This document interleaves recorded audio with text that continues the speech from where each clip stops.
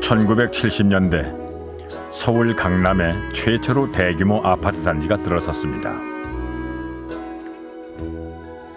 처음엔 장독 묻을 데도 없는 이 본데 없는 건물이 무슨 집인가 했지만은 우리는 차츰 이 신형주택의 마음을 빼앗겼습니다.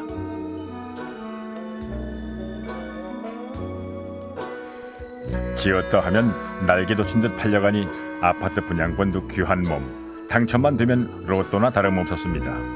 아파트가 참 귀할 때 얘기입니다. 그런데 40년이 지난 지금은 어떻습니까? 우리는 여전히 아파트 때문에 울고 웃습니다. 아파트가 이렇게 흔해졌는데도 말입니다. 너희들의 부실 경영 13단지 주민들은 피토하고 눈물 난다. 눈물 난다. 눈물 난다. 안양땅이고 어디까지가 LH 땅인지 보자고. 동생이나 하나 다 손해야 받고. 없는 서민들이 이렇게 등쳐서 먹는 게 우리 대한민국이지. 말을 하려면 죄송합니다. 당신들이 내 아파트 공짜로 주면서 들어가 살으라는 것도 아니고 저거요 섬에다가 누가 분양가 1,000만 원씩 받습니까? 그런데 궁금하지 않습니까? 주택 보급률이 100%를 넘는다는데 전국이 아파트 천지인데 이렇게 계속 지어대도 되는 건지, 무엇보다도 우리가 왜 이렇게 아파트에 목매며 살게 됐는지 말입니다.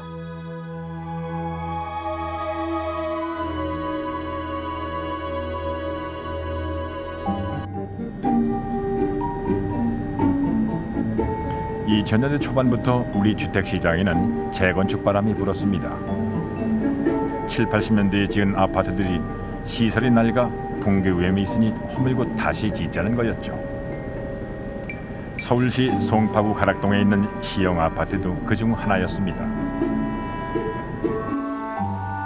철거와 재건축 공사를 진행하려면 주민들이 집을 비워줘야 합니다. 그래서 올해 초까지 주민들 19이 이주를 했는데 수백 세대가 못 나간다고 버티고 있습니다.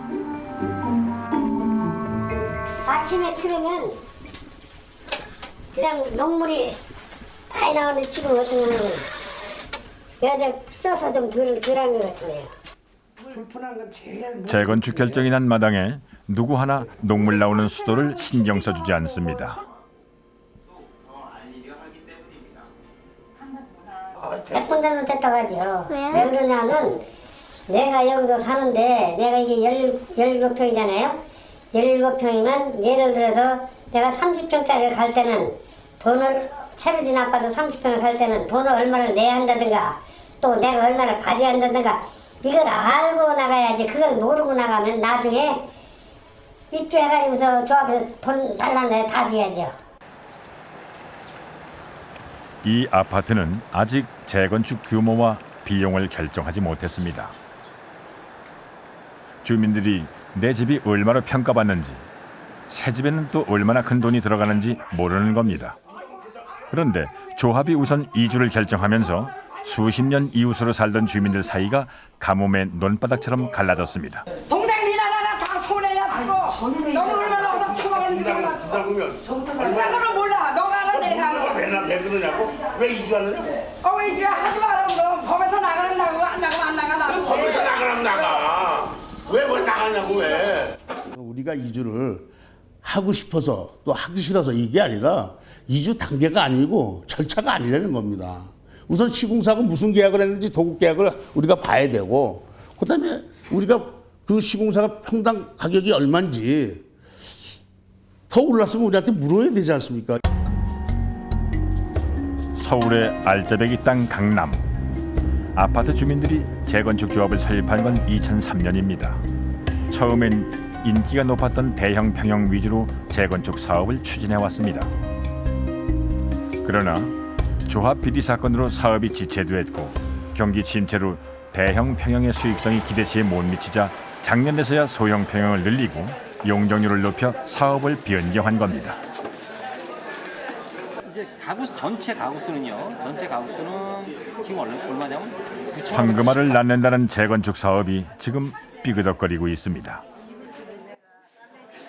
재건축을 한다는 사는 가장 큰 목적 중에 하나가 재산가치 정식이라고 얘기할까요? 어떤 뭐 아주 속되게 표현하면 뭐 돈을 좀 벌자 그런 의미인데 부당 경기가 안 좋으면 예를 들어서 그런 어떤 수익이 원하는 만큼 안 나지 않겠어요? 예를 들어서 부당 경기가 좋을 때는 아파트 비싸게 팔으면 그만 수익이 많이 남을 텐데 지금은 아시다시피 분양가도 굉장히 그 적은 좀 떨어져 있는 상황이고 분양이 잘 안 되는 상황이고 이렇게 되니까 추진하는데 굉장히 어려움이 많죠. 조합은 한 달에 30-40억의 이자를 부담하고 있습니다. 먼저 이주한 세대는 하루빨리 사업이 시작되기만을 기다립니다. 우리 빨리 나가야 돼요. 지금요 손에 엄청 비용은 멉니다. 나가고 있잖아요.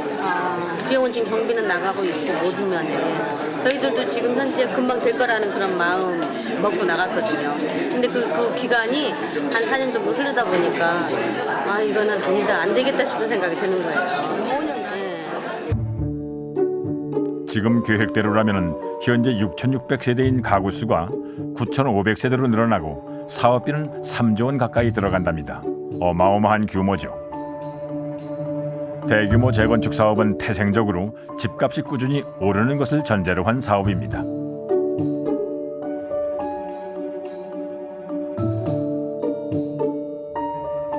새 아파트로 재산을 불리고 싶은 욕망은 일반 주택도 예외는 아닙니다. 다가구, 다세대 주택이 밀집한 동네를 아파트 단지로 바꾸는 건 재개발이라고 하는데요. 언제부턴가 우리에게는 일반 주택 지역은 낙후된 곳, 개발해야 할 곳이고 그 모델은 당연히 아파트라는 공식이 자리 잡았습니다.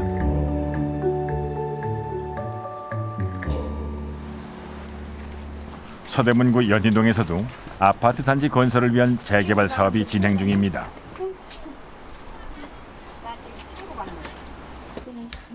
젊은 시절에 악착같이 모아서 장만한 집 한 채.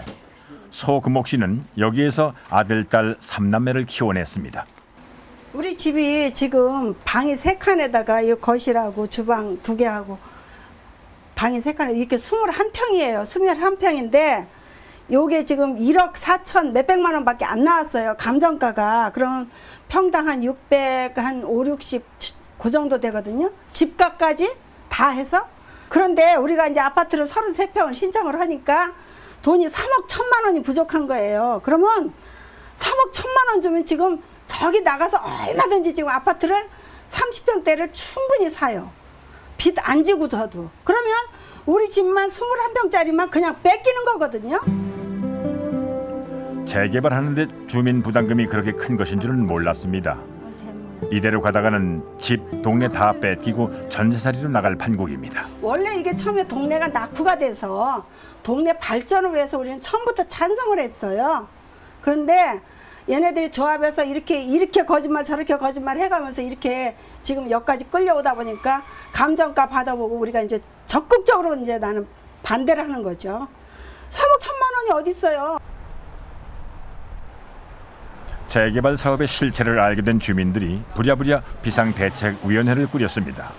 사업비를 감당할 수 없는 주민은 나가라니 참 기가 막힐 노릇이죠. 할 수 없이 주민들이 재개발 조합 해산 동의를 받기 시작했는데 문제는 외지인들의 동의를 받기가 어렵습니다. 이렇게 돈을 갖다가 이 동네에 한 300여 명 사는 데서 우리가 한 200명 이상을 받았다는 얘기예요. 그러면 우리가 현재 40%가 아니라 한 이 동네로 보면 한 80% 이상을 받았다는 얘기예요.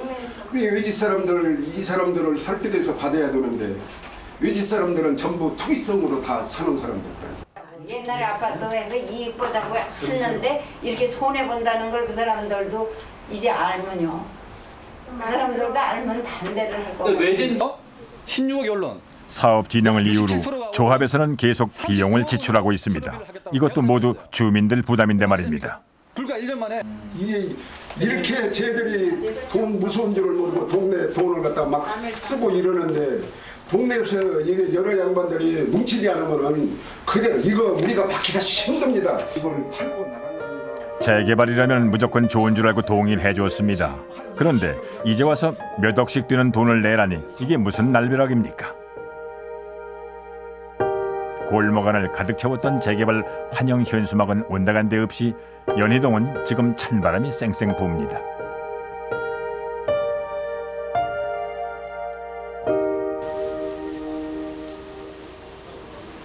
합의했던 재개발 사업을 처리하려니 그동안 들어간 비용도 문제입니다.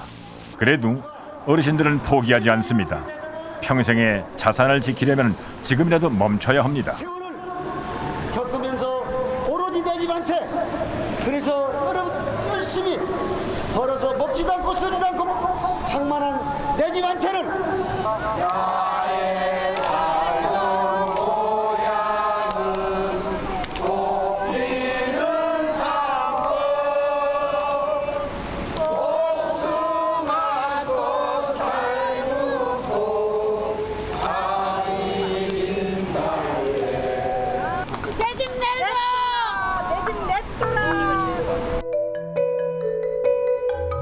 몇 년 전까지만 해도 아파트 개발은 모두가 환영하는 정책이었습니다. 원래 살던 곳보다 더 좋은 집에 살면서 자산 가치는 일취월장 오를 거라고 믿었습니다. 대표적인 게 뉴타운 개발입니다.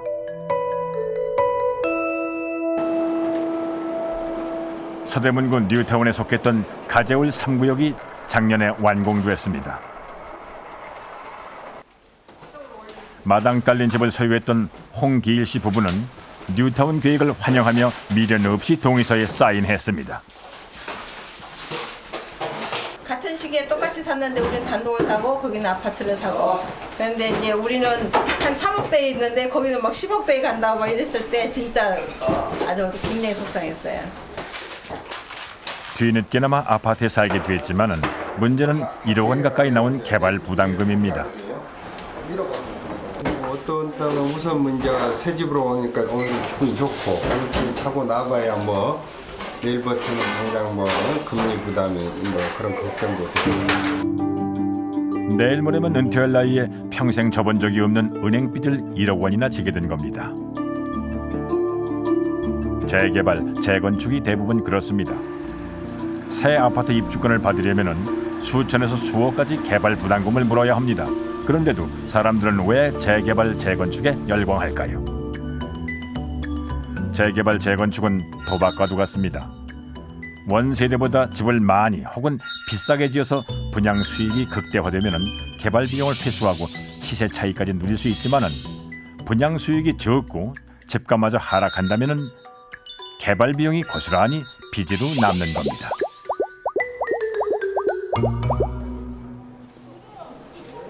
뉴타운은 사실상 빚타운이 됐습니다. 주민들은 뉴타운 계획에 찬성할 때 이런 결과를 전혀 예상치 못했습니다.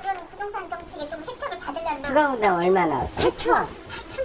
8천만 원? 10% 하니까 네. 저기에서 원래 땅이 몇 평이었죠? 62평. 60평 주고 지금 40평 들어가는데 47평. 40평을 들어가는데 또 8천만 원 또 내고 2차 추가 부담금을 감당할 수 없는 세대는 졸지에 세입자로 나앉았습니다. 확실치는 않는가 봐요. 아니, 없는 사람 다 이제 집한테 뺏기고 우리는 새 살고 또 새 집 내 집 못 가지고 새 주고 사니 어떻게 우리는 다른 집 살고 평생 못 들어가. 그러니까 평생 못 들어가. 땅을 철거하고 대규모 주택을 짓는데 그 돈이 누가 내는 것이죠? 그 돈이 도시계획 사업으로 하지만은 정부가 일정 땡골이 돈 안 냅니다. 철저하게 거기에 땅을 갖고 있고 집을 갖고 있는 사람들이 자기 재산을 처분해 가지고 집을 짓고 거기서 발생하는 개발 이익을 가지고 그 사업을 하는 것이죠. 쉽게 말씀드려서 이 또한 대표적으로 돈 넣고 돈 먹게 한 사업입니다.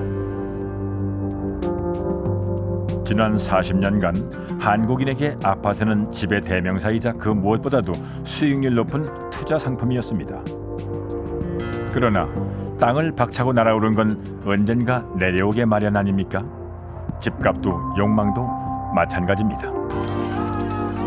박수 속에 시작한 뉴타운 사업이 불과 몇 년 사이에 천덕꾸러기로 전락했습니다.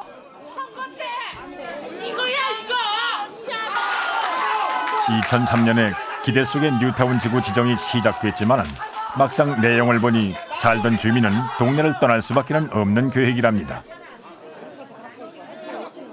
현재 있는 재개발이나 재건축의 기본적인 모델 자체를 다 전면 수정을 해야 됩니다. 그러니까 지금은 다 전면 철거하고 기반 시설 설치하고 대규모로 이렇게 개발하는 게 일반화됐던 게 이제 재개발 재건축이고, 그것보다 더 큰 규모로 해보자는 게 뉴타운 사업이거든요. 근데 이제는 이 큰 규모로 하는 게 거의 불가능해졌고 수익률이 보장이 되질 않기 때문에 점점 작게 들어가 있죠. 그러니까 몇 개 집만 이렇게 고치거나 또는 개별적으로 집을 고치거나 뭐 이런 방식으로 이제는 이 재개발 재건축 뉴타운의 사업 구조가 좀 변경돼야 될 시점이다. 재개발, 재건축, 뉴타운. 이름은 다르지만 다 아파트 건설이 핵심입니다. 이런 곳이 서울에만 1000곳이 넘습니다. 지난 40년간 우리는 아파트만 지어댔습니다. 서울이고 지방이고 산이고 바다고 아파트만 지으면 만사 형통이었습니다. 한국인 모두가 아파트에 의지하고 아파트를 욕망하게 됐습니다. 언제부터 그리고 왜 이렇게 됐을까요? 서울에서 본격적으로 아파트 단지로 개발된 곳이 지금의 반포지구입니다.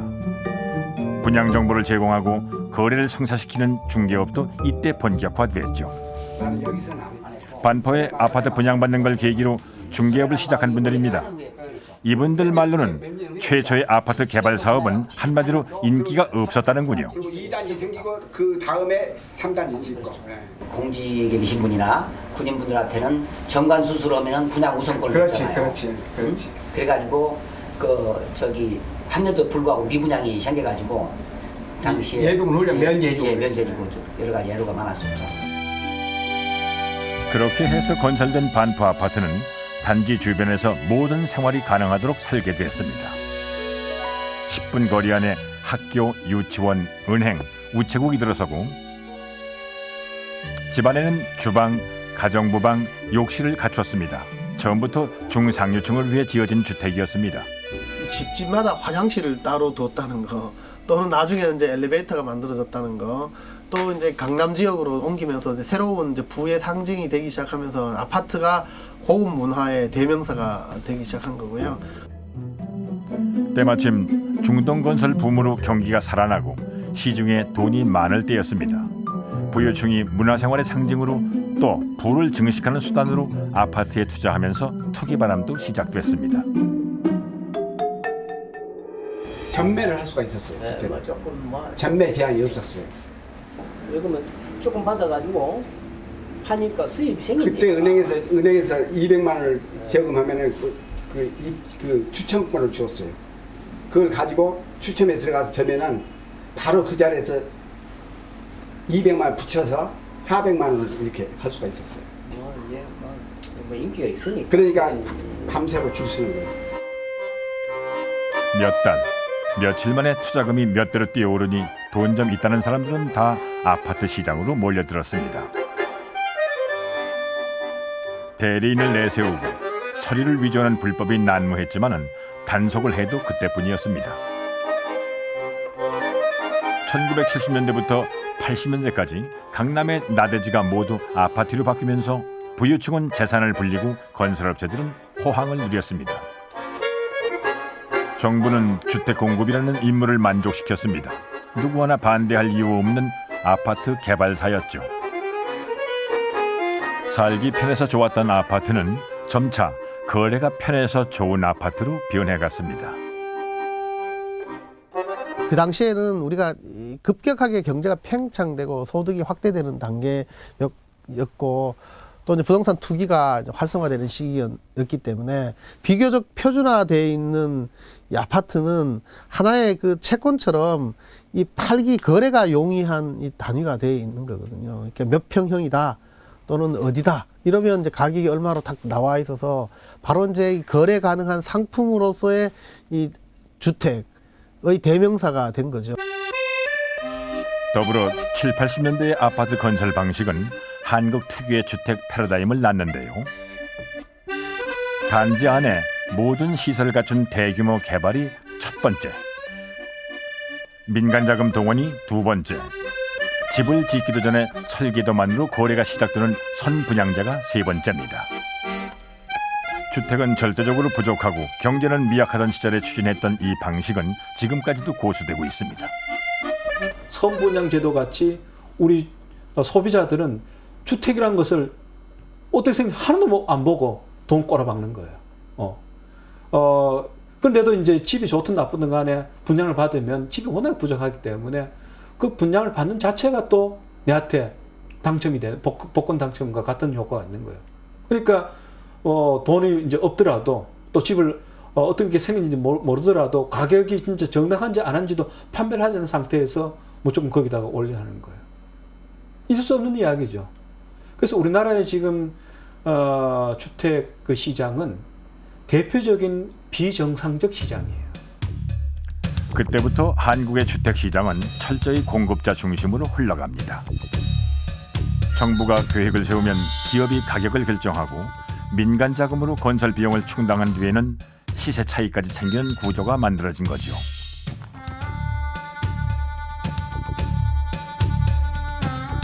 이 과정에서 도시 생활에 필요한 각종 시설도 아파트 개발안에 포함됐습니다. 공원, 녹지부터 치안, 상업, 복지시설이 모두 아파트 건설 비용으로 만들어진 겁니다. 예를 들면 뭐 주차장, 놀이터, 뭐 경로당, 어린이 뭐 운동시설, 청소년 운동시설 이런 것들이 사실은 시민 모두를 위해서 또는 국민 모두를 위해서 공공이 제공해야 되는 것이라고 저는 생각합니다. 그런데 공공의 그런 역할은 모호한 채 혹은 미약한 채 단지 내부의 주민들이 자기 비용을 들여서 그것을 만들어가는 시스템이 작동했고 그 시스템이 지난 50년 동안 대한민국을 아파트 단지의 사회, 아파트 아니면 선택하기 어려운 환경, 또 아파트를 통해서 더 큰 아파트 혹은 뭐 지명도가 높은 아파트 단지로 이동하는 것을 욕망하는 사회, 이런 것으로 만들었다. 아파트 열풍은 도시뿐만이 아니라 지역에도 불기 시작했습니다. 산간 지역에도, 농촌 지역에도, 바닷가에도 아파트가 들어섰습니다.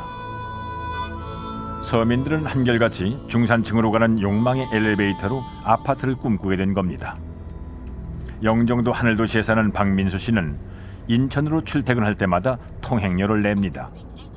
원래 통행료는 5,000원이지만 하늘도시 입주민이라 3,000원이 할인된답니다. 그래도 하루 왕복 4,000원. 한 달이면 적게 잡아도 8만 원입니다. 뭐 대중교통 이용하고 싶은 선택의 폭이 없으니까 자가 차량으로 다니면 길바닥에 돈 버리는 거죠. 이거 보세요. 이거 무슨 통행세도 아니고 영종 주민들은 이렇게 다녀야 된다니까요. 원래 하늘도시 개발 계획에는 통행료 없는 새 도로를 건설하기로 했는데 그 약속이 지켜지지 않은 겁니다. 국가에 버려졌다는 느낌? 쏘갔다는 느낌. 주민들이 사실은 나의 재산권 문제 이런 것보다 그러한 상처가 커요. 어떻게 국가가 우리를 속이지? 버리지? 똑같은 심정이죠. 세상에 믿을 놈 없다고 어떻게 국가를 믿지 말라, 국가 정책을 믿지 말라라고 하면 어떻게 살아요? 영종도 신도시 건설은 인천시가 첨단산업, 교통, 물류 중심의 국제도시를 표방하면서 추진한 계획 중의 하나였습니다. 해외 자본을 유치하여서 헐리우드, 영화 스튜디오, 패션 단지를 함께 건설하기 때문에 기대 이익이 어마어마하다고 했습니다. 이 같은 인천경제자유구역의 야심찬 미래 전략은 그러나 인천시가 약속했던 장밋빛 미래는 오지 않았습니다. 세계 경제가 불황에 접어들었고 국내 부동산 경기마저 식으면서 선언했던 계획이 절반도 채워지지 않았습니다. 예비 입주민들은 충격에 빠졌습니다. 생활은 불편하기 짝이 없고 집값은 분양가 아래로 맴도니 가는 곳마다 시비가 일고 고성이 오갑니다. 새 아파트의 꿈은 악몽으로 변했습니다. 소분양자 아사 있으면 왜 미안합니다. 이거 여기서 찍으시면 안 되고 좀 입장을 봐주십시오. 이래야지. 발짝 딱 끼고. 여기 땅 가지세요. 측량기 가져와서 어디까지가 안양 땅이고 어디까지가 LH 땅인지 보자고. 이런 데가 어디 있습니까? 대한민국의 이 섬은 말입니다. 한마디로 교도소예요. 그리고 민관 합동 최대 분양 사기예요. 섬 분야 후 입주에 관련된 그러한 문제들이 생겼기 때문에 저희들이 이런 피해를 보는 거예요. 나도 이 집을 분양받은 책임감이 있기 때문에 그 책임을 안고 내가 그 책임만큼 값어치를 내가 했다라고 생각하고 그냥 동참으로 들어오겠는데 처음 분양받고 내가 이렇게 건설사에서 소송이고 뭐고 알아가는 과정이 너무 속상하고 그 건설사를 상대로 싸우려고 뭐 집회 준비도 하고 하다 보니까 대학교 다니면서도 집회도 한번 참석 안 했는데 내 평생에 모은 돈을 지키려고 하다 보니까 그런 것도 쫓아져 있는 제가 참 너무 어떨 때는 밥 먹으면서도 눈물이 흘러요, 진짜. 너무 속상해요.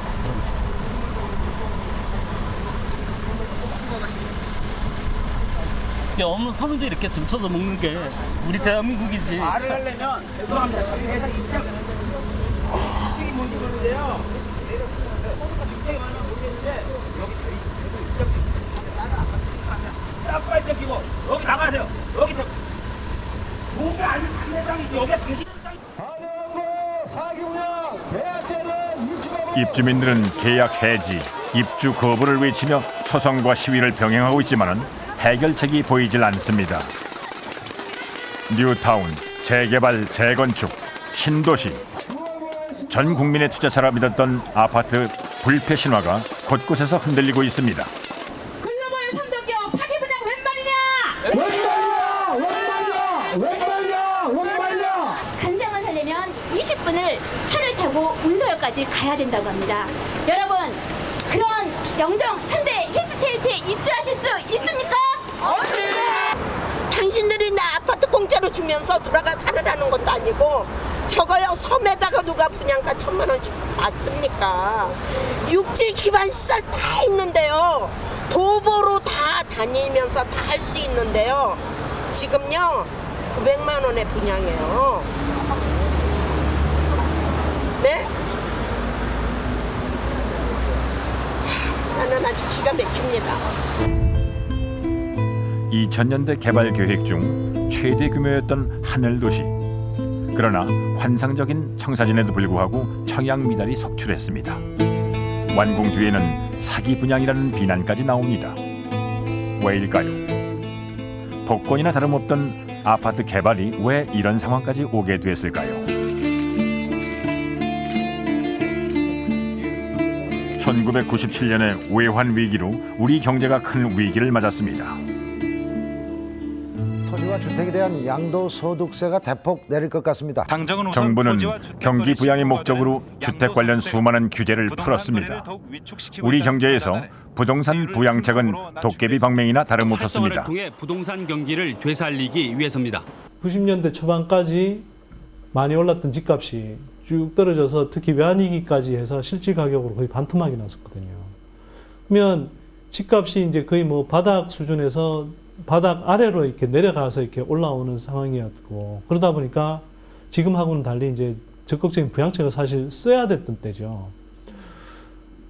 그런 과정에서 이제 이 뭐 건설 경기 부양 또는 부동산 경기 부양 이런 것들이 사실은 굉장히 강하게 이루어졌었고, 그때 이제 뭐 각종 특례 조치들이 이루어졌죠. 뭐 예를 들어서 양도소득세와 관련된 특례 조항도 있었고, 재건축 규제 이런 것들을 상당히 완화해서 이제 그걸 활성화하는 뭐 그런 조치들이 있었고.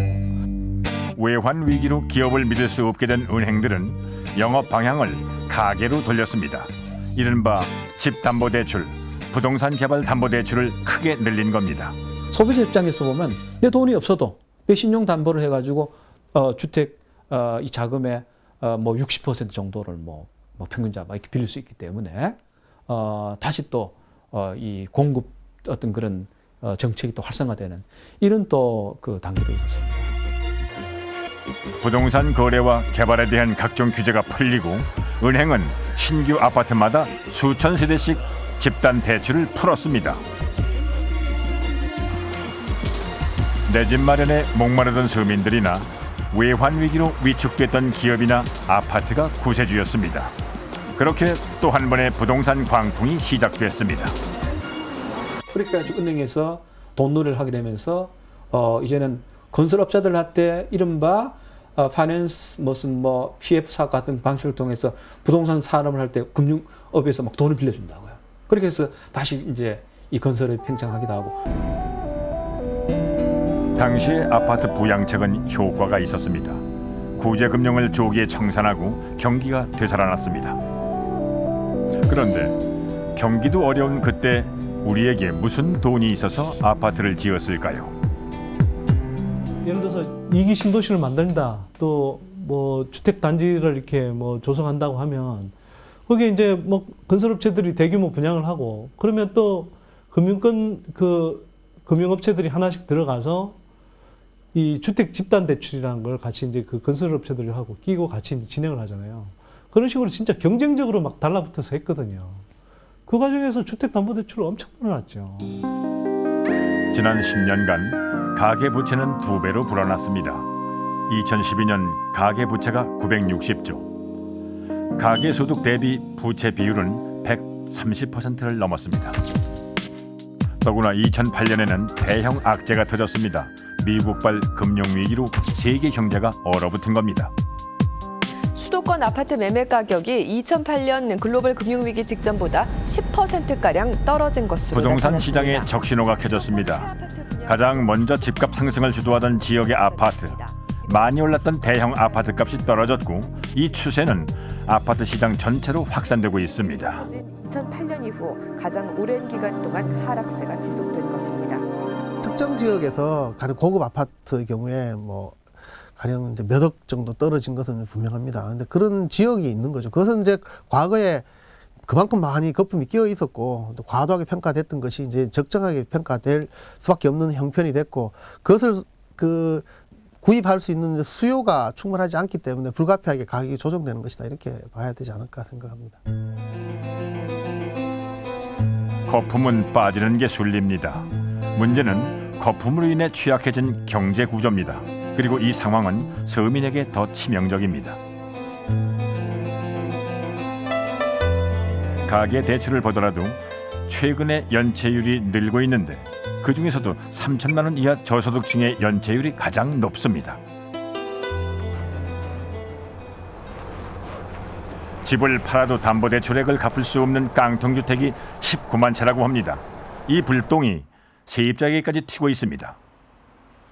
2011년에 완공된 의정부의 한 아파트. 세입자 양 씨는 1년 전에 전세보증금 9천만 원을 내고 들어왔습니다. 그런데 작년 여름부터 식당을 운영한다는 집주인이 갑자기 연락두절입니다. 들어오기 전에 등기를 떼어보니까 근저당 설정이 채권 채곡이 1억 3,400인가 되어 있더라고요. 집담보대출이 당시 집값의 60%, 그러니까 대출 한도를 꽉 채운 상태였습니다. 부동산 세 곳에서 3명의 중개업자가 괜찮다고 하니까 저는 괜찮은 줄 알았죠. 그게 막 너무 무지하게 물으면 중개해준 사람이 괜찮아요 그러면 괜찮은가 보다 하지 이거를 보면서 쫓아다니면서 물어볼 수도 없는 거고 그게 괜찮은 줄 알고 들어왔는데 올해 들어서 집값이 좀 많이 떨어졌어요. 1년 새 집값은 5천만 원가량 떨어졌고 집주인은 잠적했습니다. 은행은 집을 경매 처분할 수밖에는 없다고 합니다. 은행에서 제일 먼저 가져가는 1억 3천 얼마를 가져가요. 1억 5천에 낙찰되면 저희는 2천 받고 그냥 나가야 되는 거예요. 근데 2천 받게 되면 저희는 또 여기 들어올 때 전세자금 대출 3천을 또 받고 들어왔어요. 그럼 1,000만 원 매력 빚쟁이가 되는 거고 정말 진짜 돈 10원 한 장 못 건지는 상황인 거예요. 집주인은 제 돈 하나 없이 전세금과 은행 대출만으로 집을 여러 채 소유했다고 합니다.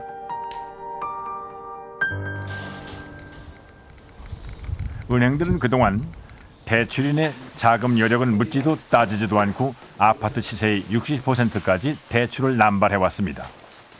이른바 묻지마 대출입니다. 채무상담소에서 만난 한 개인 파산자의 얘기도 기가 막힙니다. 경매 들어가시면 네. 이사 계획은 혹시 어떻게 되세요?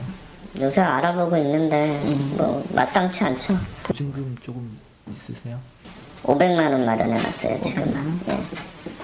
운이 좋았다고 생각을 한 게 그때부터 집값이 막 오르기 시작한 거예요. 2007, 8년도 막 이렇게 올라가는 거예요. 그러니까 너도 나도 뭐 대출 안내문이 엄청 뿌리고 찌라시처럼 막 뿌리고 다녔어요. 근데 그때 내 욕심에 야, 이 9천만 원도 떨어버리고 내 돈으로 만들고 싶다라는 욕심이 이제 생기는 거예요. 직장 생활을 하면서도. 9천을 버리고 싶은 거죠. 그래서 은행 상담을 받았어요. 봤더니 저한테 가용한 게 추가로 8,400이 가용하대요. 대출이. 사기일이 빚 9천만 원을 끼고 아파트를 샀던 오 씨는 추가 대출이 가능하다는 말에 총 1억 7천만 원을 빌려 사업에 투자했다가 집까지 날린 겁니다. 너무도 쉬운 대출이 화근이었습니다. 막말로 제가 이런 생각을 했어요. 제가 아까 9천만 원 다 있는데 8,700을 빌려준다고 그랬죠. 그걸로 상계동에 17평을 샀으면 샀어요, 당시에. 대출을 받아서 조금 해가지고. 그러니까 우리 어머니가 쓴 방법이죠, 어떻게 보면. 그러면 이 집을 사면 이 집에서 또 대출이 나오잖아요. 그러면 이걸로 또 다른 서울의 외곽을 또 살 수가 있는 거예요. 그러면 여기서 또 대출이 나오죠? 그러면 또 살 수가 있어요. 아마 한 경기도권으로 하면 한 너댓 개는 마음먹으면 살 수 있어요. 우리 정부는 그동안 부동산 정책을 만병통치약처럼 처방해왔습니다. 그러나 효과 빠르고 기분 좋아진다는 착각 속에 가계 부채라는 비용은 골물대로 골맞습니다. 옛날엔 집값이 오르고 뭐 이럴 때는 은행에 돈을 빌려가 사면 절대로 깡통주택이라든가 전세 하우스포가 나타날 수가 없어요. 그런데 정부가 자꾸 주택거래 활성화시키고 가격 안정화 정책을 하다 보니까 믿고 은행에 돈을 빌려서 집을 샀지만은 실물 경제는 이미 따라가지 못한 상태에서 가격은 떨어지지 않습니까? 그러니까 그 중에서도 이제 자금력이 약하고 특히 이제 채무를 많이 진 그런 가구들은 깡통 주택을 이제 갖게 되고 하우스포로 이제 나타나게 되는 거예요. 가계 부채가 얼마나 심각한지 한국은행 자료를 볼까요? 은행 대출만 부채로 잡은 통계에서는 집값 대비 부채 비중이 평균 50%입니다. 그러나 전세보증금을 포함하면 부채 비중이 무려 71%. 부채가 집값을 상회하는 깡통 중의 깡통도 26%나 됩니다. 깡통 주택은 집값도 떨어뜨립니다. 부채가 대출 한도를 꽉 채웠을 때 시세가 20% 하락하면 대출도 20%를 갚아야 합니다. 이 돈을 못 갚으면 집이 시장에 나오겠죠.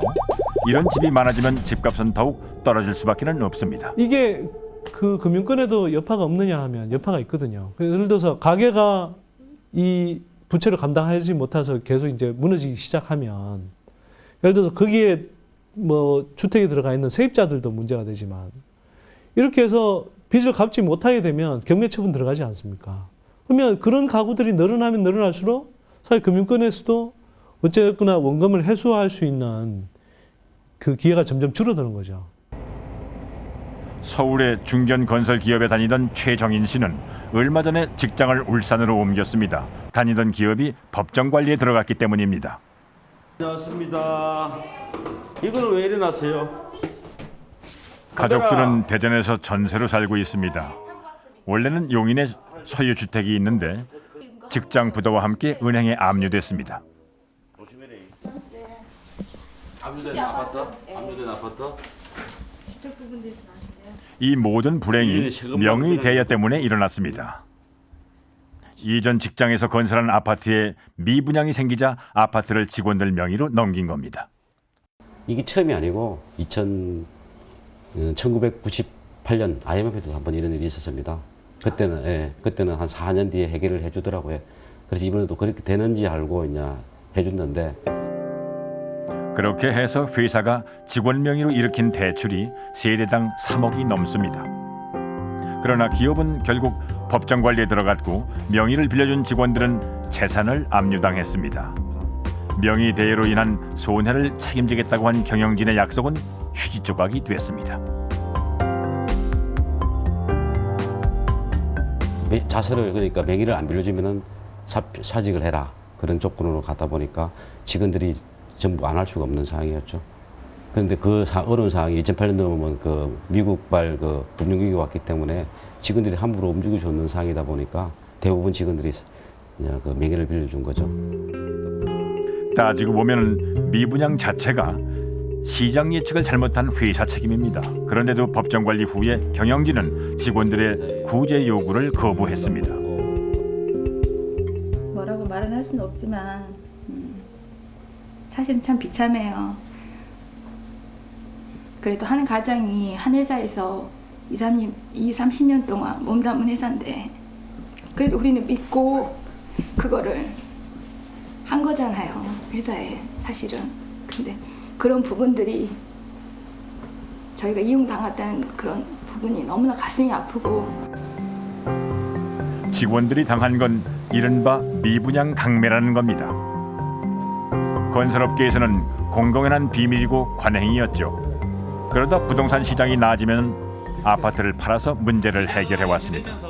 직원들이 개인 신용 불량이라든지 그다음에 그 재산에 대한 가압류라든지 이런 것들이 실질적인 피부로 와닿고 있다. 그래서 조사가 필요하다 이런 얘기를 했었습니다. 이 기업 한 곳에서만 피해 직원이 108명.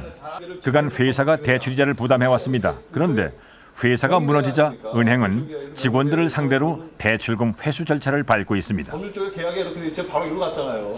이자도 이쪽에 내주고 은행도 그거 생각하고 지금 계약한 거 아닙니까? 또 무리한 아파트 건설과 담보 대출은 개인과 금융, 기업 모두에게 독이 되고 있습니다. 2013년 현재 중대형 건설사 중에 회생 절차에 들어간 기업이 19곳이나 됩니다. 호황에 취해 불황에 대비하지 못한 탓입니다. 어느 시점이 되면 과거에 주택이 절대적으로 공급 부족했던 시절에 있던 여러 업체들 그리고 이제 건설업의 규모라든지 고용자 수라든지 이것을 지탱하기 어려운 건 분명하거든요. 그러면 공급 확대 쪽에 초점을 맞출 게 아니라 이제는 이제 뭐 리모델링이라든지 재정비라든지 또는 관리라든지 새로운 형태로 전환을 해야 되거든요. 그러면 이 준비를 했어야 되는데 이 준비를 하지 않고 화려한 날이 지속될 걸로 생각하고 계속 규모를 키우고 팽창했던 이 기관으로 보면 상당히 좀 위기인 것은 맞죠. 아파트 개발과 거래는 IMF를 극복하는 데 일부 도움이 되기도 했습니다. 그러나 15년이 지난 지금은 상황이 다릅니다. 최정인 씨가 소유주로 되어 있는 미분양 아파트 180제곱미터나 되는 대형 평수인데 완공 후 3년째 비어 있습니다. 14층. 주택 경기가 꺾이기 시작한 2008년에 분양된 데다 워낙 대형 평형으로 구성돼서 미분양 비율이 높았습니다. 4층, 1층, 2층 다 비어있네요. 근데 비어있는 집이 많습니다. 평수 54평은 대부분 많이 비어있다고 보시면 돼요. 2013년 1월 전국에는 미분양 아파트가 7만 5천 개가 넘습니다. 지난 정부에서 추진했던 연간 공급 물량의 딱 절반입니다. 어떤 상품이고 재고는 생길 수 있습니다. 그러나 아파트 재고는 좀 더 불길한 미래를 품고 있습니다.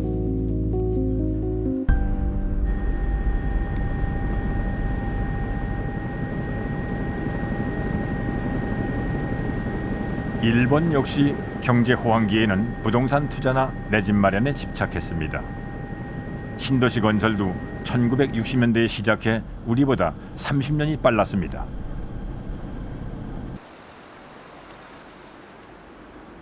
比較的作りもゆったりして、いい団地なんですが、ちょっとやっぱりその分活気がないのが目立ってしまうかなというような感じがします。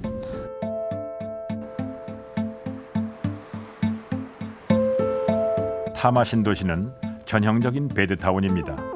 건설 당시에는 30, 40대 근로계층에게 인기가 많았죠. 하지만 지금은 활기라고는 찾아볼 수가 없습니다. 몇 년째 비어있는 집도 많습니다. エレベーターがある物件なんで比較的新しいですね。ちょっとここのポストを見てみましょうか。この投函しないでください。こう貼ってあるのはここ空き家なんですけど、1、2、3、4 빈집을 한번 세어봤습니다. 7, 8個ですね。だいたいの6なんで、1割から2割ぐらい空きがあるっていう状況です。ここよりもっと空いてるところはこの周辺あると思うんですが、中心地の長山駅から10分ぐらい車で来るともうかなりの空きが出てしまうという状況です。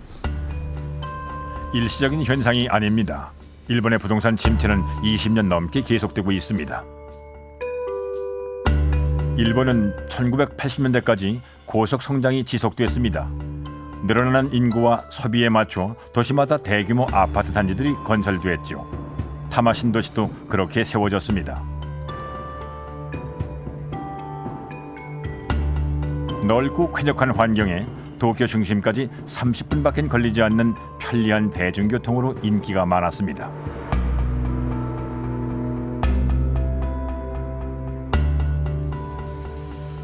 特に新築住宅を建てるということは経済学でいう乗数効果がありましてね、一軒の家を建てたものが家を建てたら家電も買うしカーテンも買うし、場合によっては車も新しくするかもしれないというふうな経済の乗数効果で、2倍以上の経済効果があると、こういうこともあってですね、経済を発展させるためにも政府として持ち家政策を進めた背景がございました。 타마 신도시에서는 아이들을 보기가 어렵습니다. 얼마 전에는 단지 안에 있던 학교도 문을 닫았습니다. 한 세대 전에 비해 새로 태어나는 아이들은 현저히 줄고 소비 수준이 높은 젊은 세대는 도심으로 떠났습니다. 신도시는 활력을 잃은 채 노인들의 도시로 변해갔습니다. 이게 부동산 호황기에 우후죽순 생겨난 아파트 단지의 현 주소입니다. 日本は現在でも世帯数よりも 15% その建物の数が多い、住宅の数が多いんですね。したがって、空き家率 15% っていうのが日本の今の状態です。で、人口は減っていきますので、空き家がどんどん増えますね。そうすると買おうと思う買い手市場になりますから、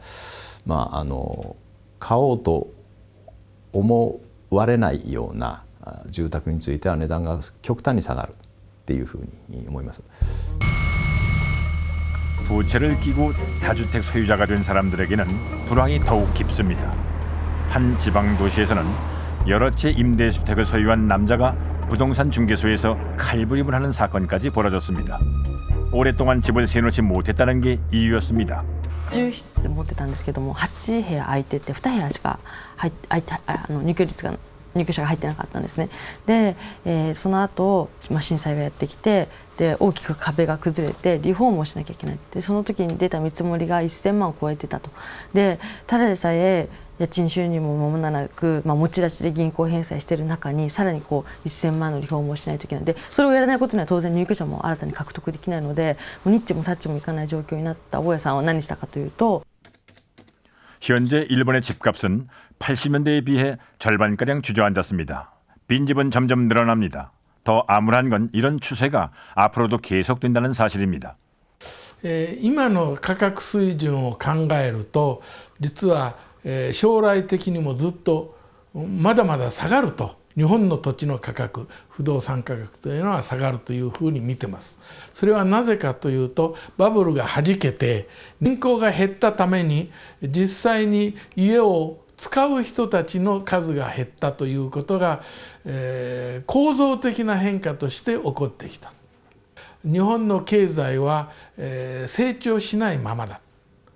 これによって不動産を買う人がなくなったというこの、構造変化と景気変動の2つが、重なって、これからも値上がりするという感覚は誰も持たなくなった。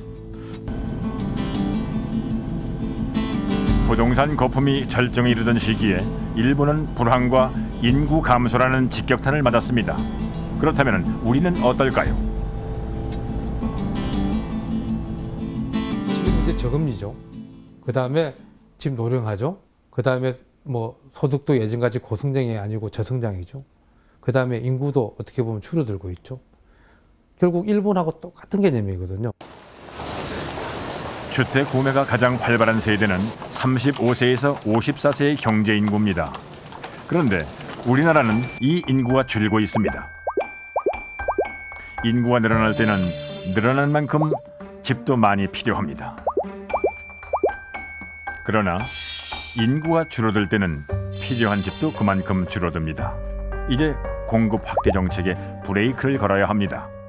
지금 정부라든지 정치권이라든지 대다수 언론에서 하는 이야기는 마치 이 부동산 침체가 굉장히 일시적인 것이고 조금만 뭐 어떤 조치를 취해지면 금방 살아날 거라고 이렇게 생각하는 것 같은데 굉장히 임시 미봉책을 가지고 계속 틀어막기를 하고 있으면 그 과정에서 가계도 계속 신용 상태가 나빠지면서 계속 가계 사정도 악화될 뿐만 아니라 부동산 시장뿐만 아니라 한국 경제도 장기 침체 기간이 길어져 버리는 거죠. 우리나라도 부동산 침체기가 길어지면서 준공후 미분양이 늘어나고 있습니다. 서울시와 SH공사가 의욕적으로 추진한 강남 같은 강북을 만들겠다던 뉴타운 사업. 그러나 완공 후에도 대형 평형의 600여 채가 미분양으로 한동안 남았습니다. 작년 가을 박원순 서울시장은 빈집에 현장 시장실까지 차려놓고 미분양 해결에 강력한 의지를 드러냈죠. 와서 보세요. 이게 횡단보도 뉴타운 전수조사 결과 보고 뉴타운 개선 대책 보고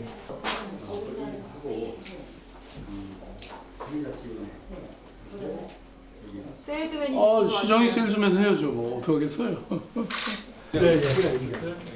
주민들 요구에 맞춰 교통, 편의시설 등 주거 환경을 개선하고 남아있는 대형 주택을 부모 세대와 자녀 세대가 함께 살 수 있는 구조로 바꾸거나 대학생 기숙사로 개조해서라도 미분양 문제를 해결하겠다는 것입니다. 상용제 거기에도 있기 때문에 그래도 안 풀린다면 이런 것도 가능하다. 우리 사회가 큰 패러다임의 변화 속에서 홍역을 치르고 있는 거예요. 근데 이게 뭐 바로 무슨 저는 정답이 있다고 생각하지 않거든요. 소득 중심에서 또 성장 중심에서 균형 성장 또는 삶의 질 이런 변화라는 것들 다 그런 것의 큰 기조의 변화고요. 그다음에 뉴타운도 다 그런 것이었잖아요. 그런 광풍이었잖아요. 그것을 이제 서서히 해제가는 데 너무나 큰 비용과 고통이 있죠. 최근 수도권에는 곳곳에 신도시 건설로 아파트 공급이 늘어났습니다. 김포 한강 신도시도 개발 이익의 기대 속에 만들어진 신도시입니다. 하지만 장기 불황과 저성장으로 접어든 마당에 그 기대가 충족됐을까요? 2012년에 완공한 이 아파트는 경기 침체의 직격탄을 맞았습니다. 계약 해지로 인한 미분양 아파트가 속출했습니다. 자금 압박을 받은 건설사는 할 수 없이 비어있는 아파트의 분양가를 30%나 할인했고 이 때문에 주민들 사이에 실갱이가 벌어졌습니다. 기존 입주자들이 할인 분양자들의 이사를 몸으로 막은 겁니다. 저희가 입주한 건 막는 거는 잘못인데 방법이 없습니다. 동양에서 합의 볼 어떤 그런 성의도 없고. 할인 분양에 대해서 난 열이 받는 거야. 왜 우리는 돈을 몽땅 다 주고 왔는데 왜 할인 분양을 30%씩 넘게 하냐고요. 그 돈 우리 돌려받아야 당연한 거 아닙니까? 맞습니다. 저는 돌려받고 싶습니다. 3일 날 저희 입주민들은 지금 건설사에 애초에 약속했던 대로 살기 좋은 아파트 단지의 환경을 조성해달라고 요구하고 있습니다. 건설사는 미분양과 자금 사정을 핑계로 주민들의 요구를 들어주지 못하고 있습니다. 입주민들은 이제 떨어진 가격은 어쩔 수 없더라도 비쌌던 분양가만큼의 쾌적한 주거 환경을 누리고 싶고 만들어가고 싶다는 입장입니다. 여유롭게 살려고 들어온 사람들의 기만하고 그러한 부분들 못 해줬으니까 그런 부분 우리가 공용 부분에 할애해서 너네들이 못 해준 거 그런 공용 부분에 할애해서 만들고 그 뒤는 우리의 힘으로 김포의 랜드마크 명품 아파트 만들겠다. 아파트 시장의 패러다임이 변하는 지금 곳곳에서 많은 사람들이 홍역을 치르고 있습니다.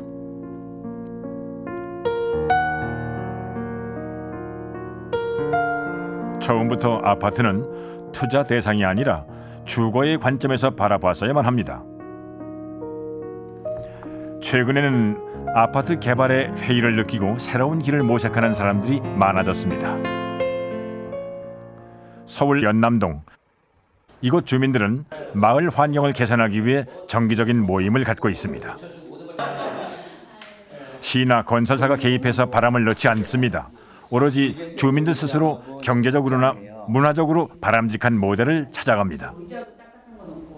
아파트를 하려다가 우리는 안 하겠다 반대를 해가지고 그 아파트 하는 거에서 재건축하는 데에서 빠졌어요. 그걸 하게 되면은 이 원주민이 살 수 있는 사람이 하나도 없어요. 그러니 다 떠나야잖아요. 왜냐면 그 아파트라든가 분양가가 너무 비싸가지고요. 그러니까 원주민이 살 수 있는 동네, 그러니까 살기 좋은 동네를 만들기 위해서 이거 하는 거죠. 주민들이 의견을 모으면 지자체에서 예산을 지원한다고 했습니다. 그래서 나온 아이디어가 주민문화센터입니다. 카페하고 3층은 어르신 나눔터하고 4층은 육아방, 1층은 연남동 관리소. 아파트 생활의 혜택으로 여겨졌던 문화, 생활 기반이 아파트 없이도 가능해진 겁니다.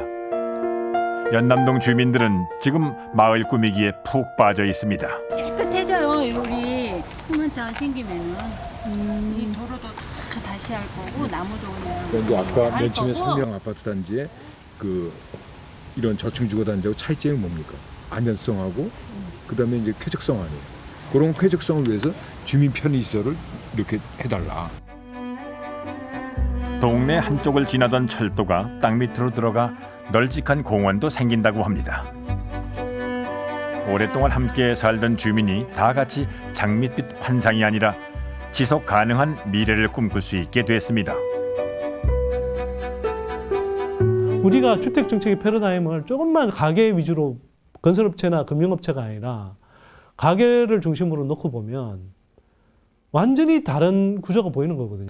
주택이라는 물리적 시설뿐만 아니라 거기에 살아가는 사람들의 관계까지도 이제는 함께 안정화시키는 이런 통합적, 종합적 그런 이제 주거 재생 정책. 과거와는 주택 문제가 완전히 유형적으로 다른 시점이거든요. 그러면 주택 정책도 내용이나 방향이나 대상이 완전히 달라져야 되는 거예요. 주택 공급을 확대하는 정책, 그 다주택자를 양산하는 정책, 그 다음에 이제 세금을 깎아주고 어떤 주택이든 공급만 하면 되도록 그 규제를 완화하는 정책. 이 정책은 지금 시점에는 맞지 않는 거죠.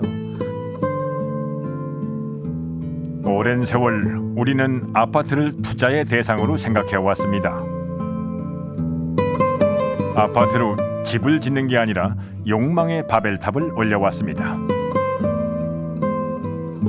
무한 공급과 거품의 악순환에서 벗어나지 않는 한 아파트의 가치를 사람이 살아가는 집으로 돌려놓지 않는 한 아파트의 역습은 계속될 겁니다.